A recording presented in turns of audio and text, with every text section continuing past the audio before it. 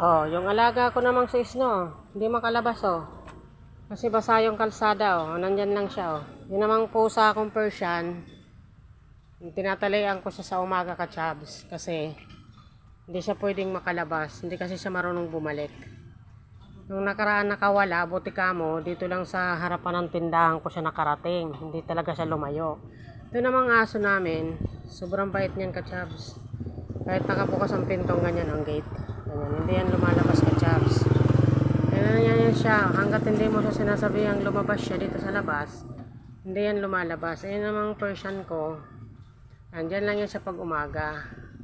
Pero ka-chabs, hindi ko naman yan tinatalian hanggang gabi Pagkagabi, yung sarado na yung tindahan namin ka-chabs, bali pinapakawalan ko yan. Kasi siyempre sarado na yung bahay namin, pati tindahan namin sarado na. So, saka ko na yung pusa ko pinapakawalan. No? Magdamag siyang pagkakawala. Tapos pagka umaga, bukas ang tindahan. Ayan. Hello, Snow! Hello!